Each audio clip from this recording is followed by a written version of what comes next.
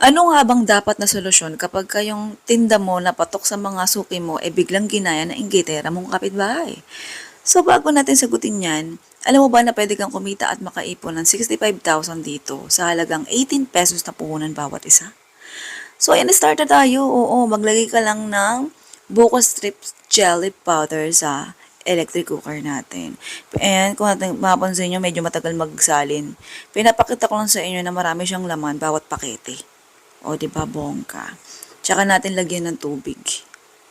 Yung tubig na amount dun sa costing natin, pwede mong dagdagan pa. Di ba, bongga? Pwede mo pang dagdagan yung kung gusto mong mas marami ka pang magawa.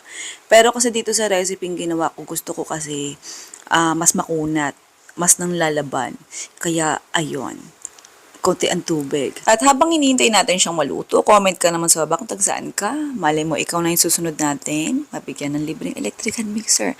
At para naman sa sagot sa tanong na kung anong nga bang dapat gawin kapag ginaya ng inggitera mong kapitbahay yung tinda mong mabenta sa mga suki mo.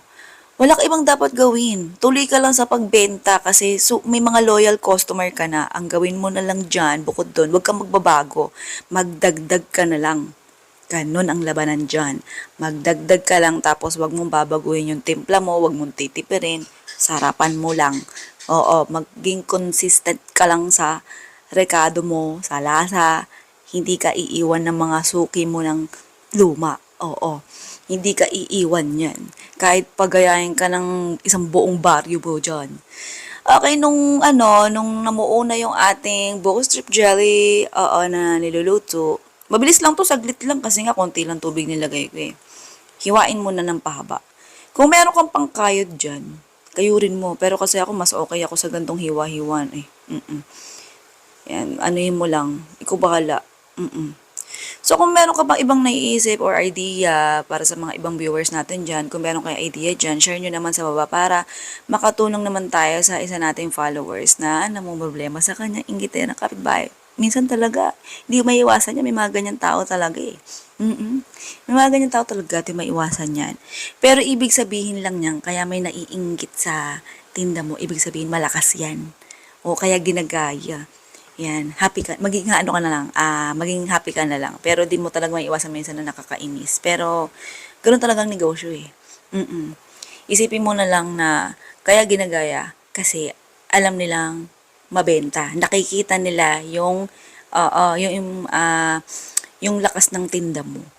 O, tapos, ano lang dyan, i-add mo na lang, mas linisan mo pa yung presentable ng tinda mo. Oo. Minsan kasi sa linis ng tinda, tinitingnan niya ng customer bukod sa lasa. Tapos ganda mo yung lalagyan. Yung may mga nabibili naman kasing lalagyan na mura lang pero patok sa marketing strategy mo. So ayan yung tsura niyan. Naganda tayo ng cups. Oo.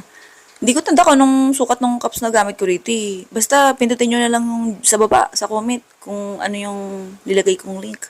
Oo, yun lang kasi wala may ibang sukat na nakalagay. Yun na yun. Oo. Sa alam niyo naman, ako yung, nagluluto. So, okay, nag-share ng recipe sa inyo. Tansya-tansya lang tayo.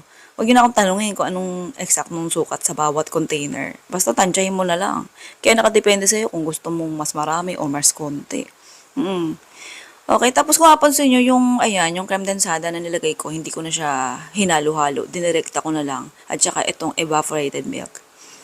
Oo, pagka sinerve mo yan sa customer mo, i-note mo sa kanila na haluin nila bago nila kainin. Pero pwede naman diretso kain na. Oo. Pero much better, i-note mo pa din. Para may idea sila. Oo. Tapos, nilagyan ko lang siya ng cheese additional. Pero pwede mo hindi mo lalagyan yan. Para kung halimbawa nagtitipid ka. Pwede naman ang gawin mo kung ititinda nyo to. Ayan, may mga tao kasi hindi kumakain ng cheese. So, pwede mo yung kalahating gagawin mo, walang cheese, tapos yung kalahati meron. Oo, tas ibase mo lang sa puhunan, sa costing na nagastos mo. Siyempre, ibenta mo ng mas mura yung walang cheese, tapos mas mataas ng konti yung may cheese. Oo. Sa costing ko, ayan, pakita ko sa inyo, chismis ko na sa inyo. O, karamihan sa inyo, tamad magtingin dun sa YT natin ng listahan ng recipe tsaka costing eh.